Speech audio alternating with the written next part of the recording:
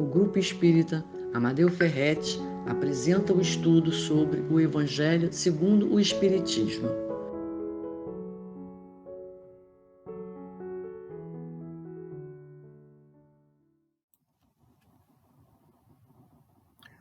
Olá, meus amigos, saudações fraternas, muito bom estar aqui com vocês mais uma vez, os queridos amigos da Casa Espírita Amadeu Ferretti, é bom estar sempre com vocês e agradeço a oportunidade de estar aqui com vocês, dialogando por um tema muito bom. Vamos fazer a nossa prece em preparação para a nossa conversa de hoje e para uma pequena ambientação eu trouxe uma paginazinha desse livro maravilhoso chamado Vida Feliz. Faz um exame de consciência, quando possas e quantas vezes te seja viável. Muitas queixas e reclamações desapareceriam se o descontentamento analisasse melhor o próprio comportamento. Sempre se vê o problema na outra pessoa e o erro estampado no semblante do outro. Normalmente, quando alguém te cria dificuldades e embaraços, está reagindo contra a tua conduta, a forma como te expressaste e a maneira como agiste. Vamos orar. Querido, bom, amado Mestre Jesus, te agradecemos a oportunidade desse encontro maravilhoso, que tuas energias possam volitar pelos campos imateriais das conexões distantes fisicamente e atingir a cada coração que está aqui conectado, Senhor. Envolva em teu manto de amor, em tua vibração perene, de luz e conforto, e estímulo para a caminhada evolutiva. Que possamos estar contigo, Senhor, pois sabemos que tu estás conosco sempre. Que assim seja. Meus amigos, muito bom, todos já nos foram apresentados o tema de hoje, então a gente vai conversar sobre o capítulo 13 do Evangelho, que fala: não saiba a vossa mão esquerda o que da vossa mão direita. Né? Esse capítulo, como um todo, ele vai analisar a questão da caridade desinteressada, e por várias partes Kardec vai explorar isso, pegando os textos do Evangelho, instruções dos espíritos, as temáticas que cada espírito vai abordar, trazendo para a gente uma compreensão mais clara e direta sobre a ideia da caridade desinteressada. E coube-nos para a noite de hoje os itens 7 e 8 desse capítulo, que tem como subtítulo: convidar os pobres, os estropiados, dar sem esperar retribuição. Ou seja, propriamente a gente vai falar de caridade no sentido mais amplo que o capítulo nos quer falar. Bom, o capítulo ele é curto, ele fala bem diretamente sobre a ideia da caridade. Ele pega um trecho evangélico e depois tem instruções dos espíritos, tem uma fala de Kardec, melhor dizendo, com base, é claro, na fala dos espíritos, que ele vai fazer algumas considerações sobre o que seria essa caridade desinteressada. E para introduzir a nossa conversa, eu vou fazer uma leitura desse trecho evangélico, da onde sai essa conversa nossa de hoje. Diz também aquele que o convidara: quando derdes um jantar ou uma ceia, não convideis nem os vossos amigos, nem os vossos irmãos, nem os vossos parentes, nem os vossos vizinhos que forem ricos, para que em seguida não vos convidem a seu turno e assim retribuam o que de vos receberam. Quando derdes um festim, convidai para ele os pobres, os estropiados, os coxos e os cegos, e sereis ditosos por não terem eles meios de vô-lo retribuir. Por isso será retribuído na ressurreição dos justos. Um dos que se achavam à mesa, ouvindo essas palavras, disse-lhe: feliz do que comer do pão no reino de Deus. Isso está em Lucas 14, versículos 12 a 15. Basicamente, se a gente analisar, a gente precisa fazer algumas reflexões importantes. Toda a fala de Jesus é uma fala que vai utilizar alegorias, simbolismos, para poder expressar uma filosofia muito profunda que ele vinha trazendo para nós naquele tempo. E basicamente, quando a gente faz a depuração desse conteúdo, a gente mergulha no espírito da palavra, como os espíritos vão falar depois, aqui mesmo no Evangelho, Quando a gente busca a essência da coisa, da informação, a gente percebe que ele está falando de nós exercermos uma caridade desvinculada da ideia do interesse e do retorno. E aqui a gente já deixa uma coisa muito clara, né? Desde quando o ser humano é ser humano, as nossas ações elas travam uma correlação direta com o resultado. Isso a gente precisa deixar bem claro para a nossa conversa. Não é errado fazer a caridade de forma interesseira. Essa não é a melhor expressão, e Jesus está nos evocando a isso, a galgarmos uma nova expressão. Exercermos a caridade já é um princípio essencial para a nossa conversa, para nós, espíritos em evolução. Isso precisa ficar claro para a gente. O que a gente faz ao exercitar o conhecimento espírita, explorar os textos, entender o que Kardec está querendo dizer, é perceber o quanto mais podemos sofisticar, no bom sentido, quanto podemos melhorar, enriquecer as nossas ações em busca do nosso grande objetivo, que é a evolução moral.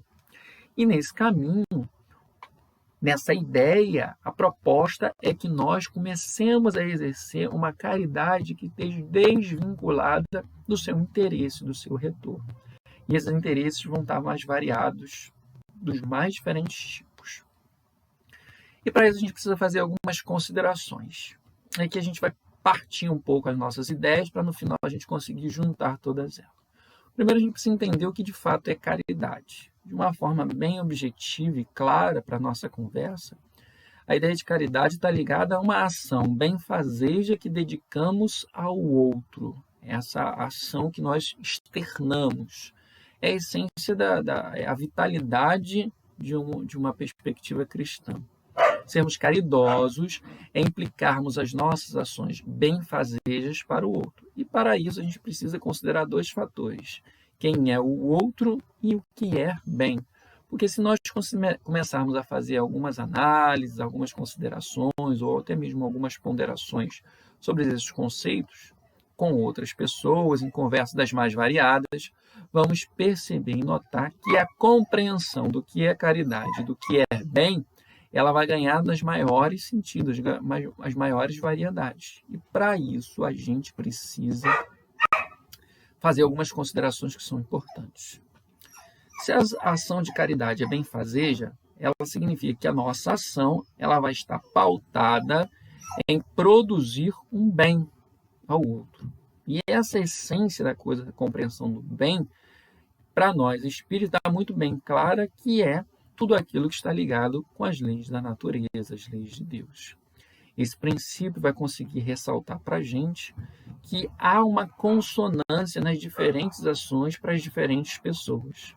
Porque quando pensamos nas leis de Deus, falamos de uma compreensão superior, de algo que está para além da gente, que já está estabelecido, e simplesmente nós tentamos compreender para melhor interagir com os outros. Princípios muito claros, que já estão estabelecidos para muitos espíritos, por exemplo, a questão da vida. Não, a lei de Deus nos deixa bem claro que quem dá, tira. Quem dá a vida? Quem produz a vida?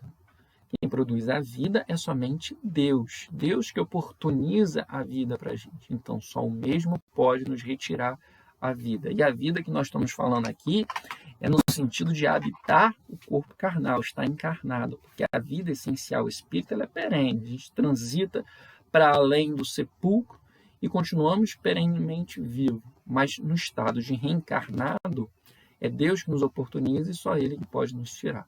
Tanto que aquele que tira a vida de um outro está cometendo uma infração da lei, ele está se equivocando. Ele está cometendo grave infração da lei. Mas essa questão a gente vamos deixar paradinha, porque não é o objetivo da noite de hoje. Merece até um estudo à parte sobre as leis de Deus. O objetivo central é compreender como essa ação pode causar um benefício para o outro. Pensemos, por exemplo, na ação de um pai com um filho. Quando o pai está dosando os excessos dos filhos, quando está dosando o excesso do doce, da comida, da diversão, ou da falta da higiene, do banho, quando o pai fica impondo, isso gera um desagrado para a criança naquele momento. Porque a criança ela não compreende claramente que aquilo é um benefício, que aquilo é bom para ela. Logo, se ela não tem essa compreensão, é necessário que alguém force ela a perceber isso. Aquilo gera um desagrado, gera um desalento, mas não é errado. e, por assim dizer, está gerando um bem para aquela pessoa. Então, de um modo geral, a gente pode perceber que sim e não são opções para a construção de um bem, para a construção de uma proposta para aquelas pessoas. Assim, nós começamos a compreender que todas essas situações, para as mais diferentes, elas podem estar se desenvolvendo em vários quadros, em várias posturas.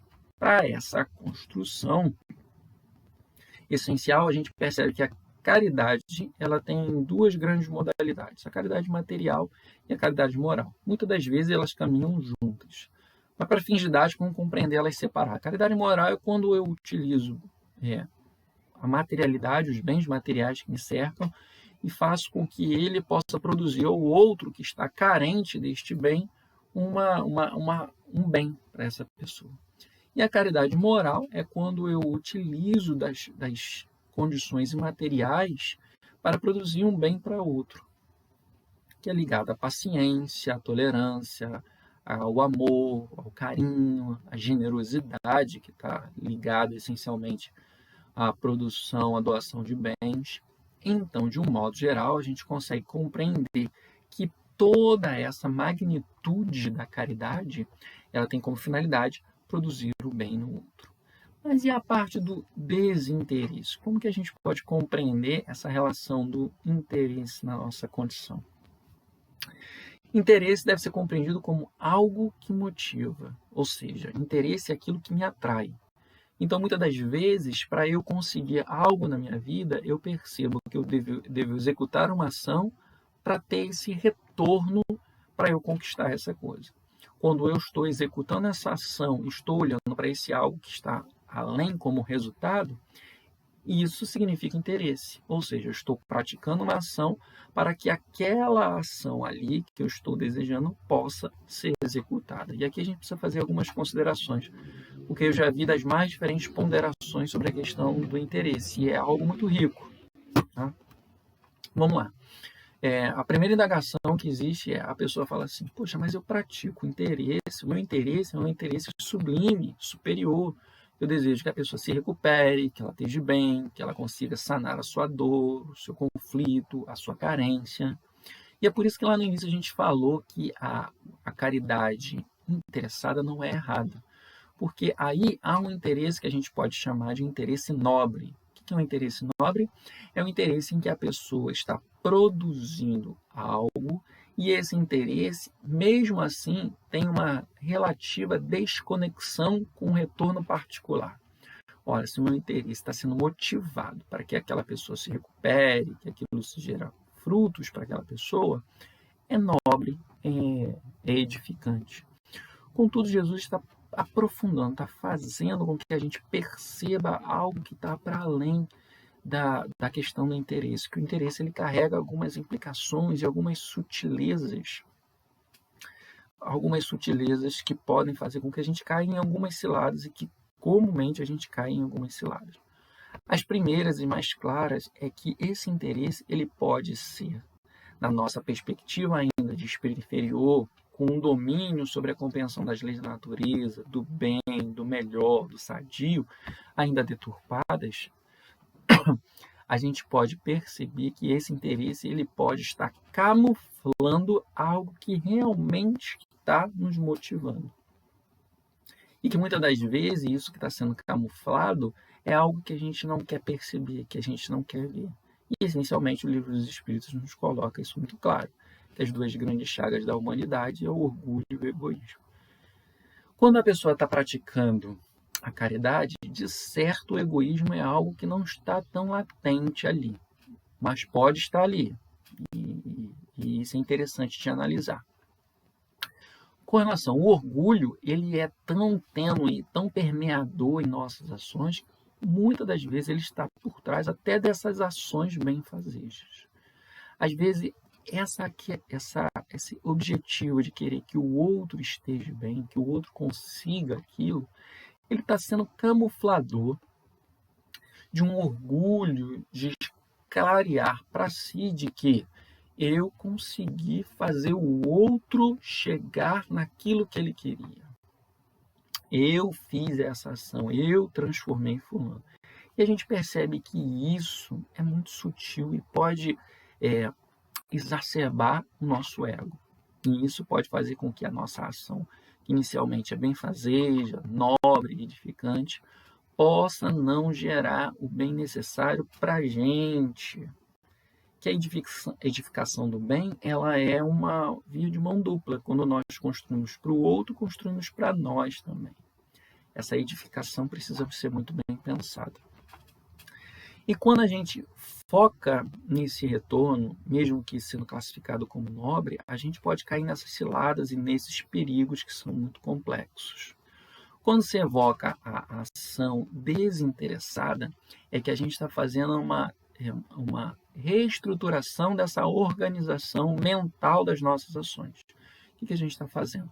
A gente está tirando o foco. Lembra? Interesse é onde eu guardo o meu foco, aquilo que me motiva. Eu estou tirando a motivação do resultado e colocando essa motivação plena e completa na ação. Ou seja, eu desfoco do resultado e transfiro ela para a ação em si. Meu foco é a ação, é produzir aquilo. E isso consegue fazer, e isso é tão inquietante para a gente, porque é por dois grandes fatores. Primeiro, porque a gente dificilmente compreende a vida desconectada do interesse. É muito complicado para a gente desconectar isso. E o outro é porque, muitas das vezes, a gente não tem muito claro a visão sobre o nosso ego, sobre a nossa capacidade de enaltecer-nos em diferentes perspectivas, em diferentes ações. Isso é extremamente complicado. E nesse mar, nesse manancial, a gente muitas das vezes se perde, e isso pode muitas das vezes gerar tempestade. E aqui a gente precisa deixar bem claro que a gente está falando de caridade desinteressada, a gente está falando de um pedacinho da nossa experiência evolutiva. A caridade desinteressada está conectada com diferentes outras. A minha compreensão sobre as leis de Deus, o meu nível de compreensão religiosa, as minhas bagagens espirituais, o meu componente emocional, o meu componente sentimental, o meu componente intelectual, o meu componente infinito de possibilidades que a gente tem. Quando a gente olha pelo primeiro aspecto, que a gente tem dificuldade de perceber toda a ação desconectada do interesse, isso é porque nossa vivência ela é estruturada em cima da relação do interesse. Quer ver? A maior parte da humanidade, boa parte da humanidade, passa parte da sua vida trabalhando.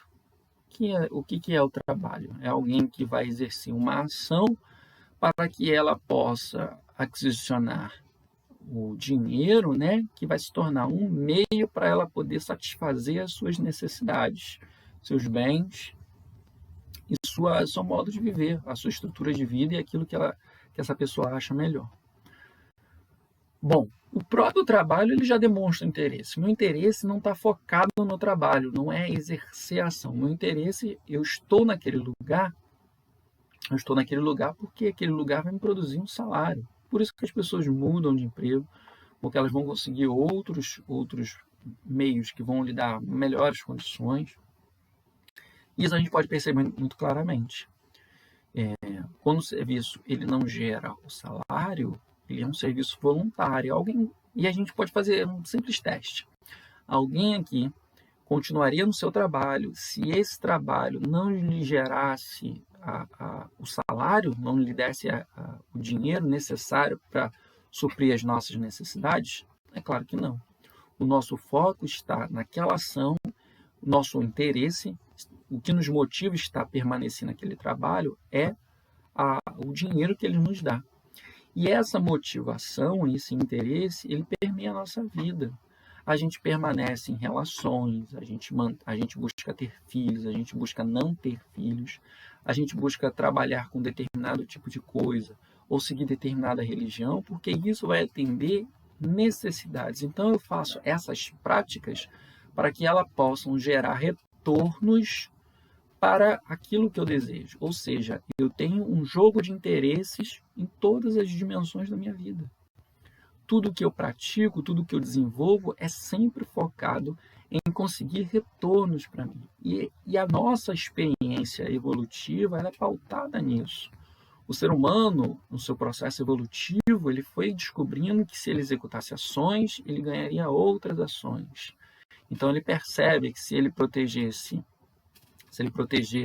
determinado grupo, aquele grupo reconheceria e colocaria ele como chefe, ele ganharia benefícios. Ou ele executando determinadas ações, ele conseguiria ter alimento.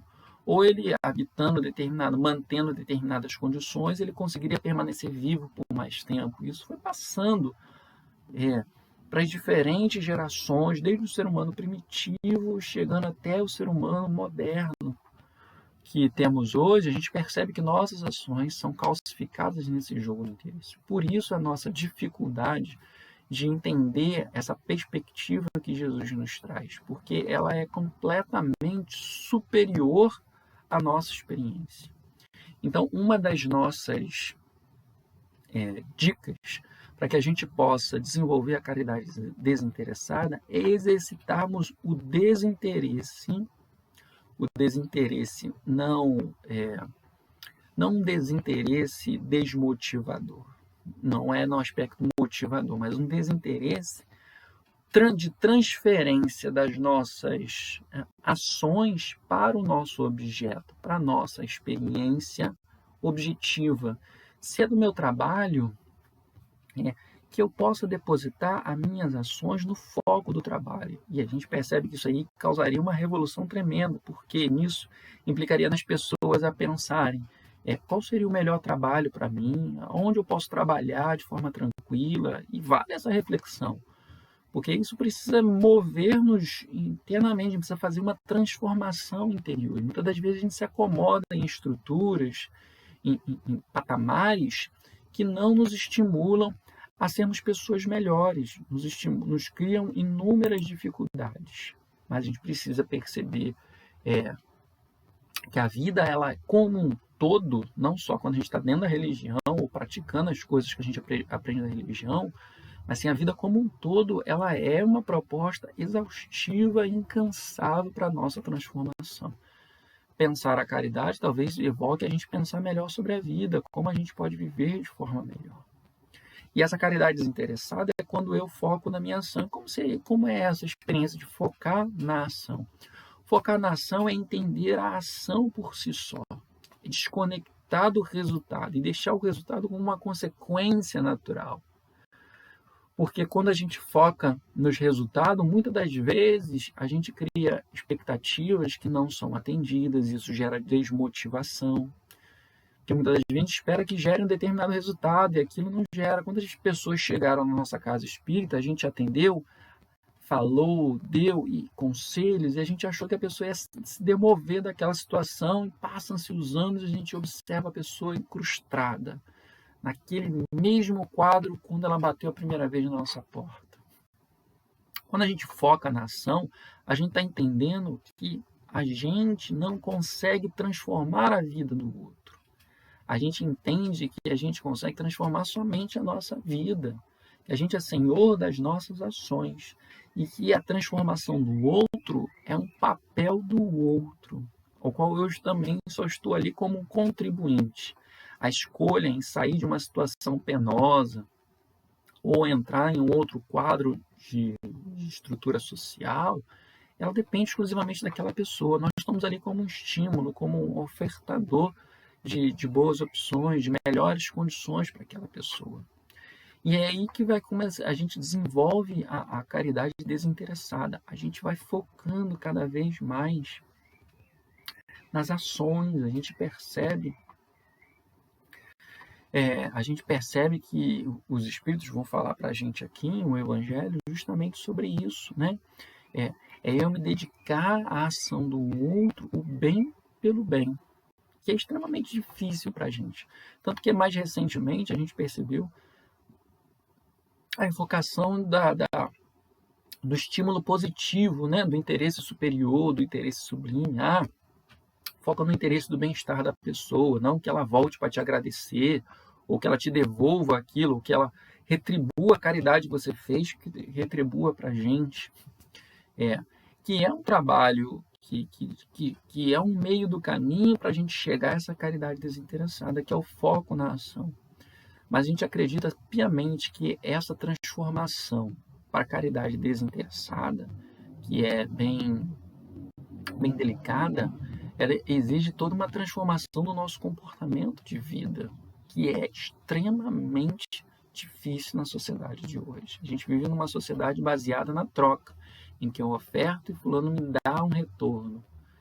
E nessa troca a gente acaba levando para todas as dimensões da nossa vida. E a interação com o outro está nisso. As nossas diferentes interações, seja na família, seja na casa espírita, seja na vizinhança, seja no trabalho, em qualquer comunidade que a gente participe, a gente acaba estabelecendo essa relação. E existem inúmeras outras as dimensões psicológicas, emocionais, sentimentais que acabam gravitando em torno disso, que também precisam ser exaustivamente pensadas para serem trabalhadas de forma unida com esse processo, para que a construção possa ser de forma muito precisa, muito clara. Mas a gente repete aqui a fala inicial, né? A caridade que almeja esse interesse superior que é tão falado, né? A caridade que almeja que a outra pessoa se recupere, que ela conquiste o bem-estar, que ela consiga uma melhor situação, ela já é um primeiro passo. A gente precisa entender que o ser de perfeito, ele está falando para a gente ser o melhor que a gente puder em nossas dimensões. Porque todo o próprio trabalho de perfeição, ele já nos estimula a continuar trabalhando. Quando todo mundo que já está aqui há bastante tempo no Espiritismo percebe que cada vez quando você compreende uma lição, essa lição lhe evoca a compreensão de outras lições maiores ainda. Então, o próprio processo de perfeição, ele é exaustivamente estimulante. Então, eu consegui fazer o que eu consigo, as dimensões da minha encarnação, é ser de perfeito. O que a gente precisa equalizar direitinho é saber até onde eu consigo esticar o braço, qual o melhor eu posso fazer. Que muitas das vezes a gente está preso no comodismo, na preguiça, na indolência, que são outros mergulhos de estudo que a gente precisa fazer.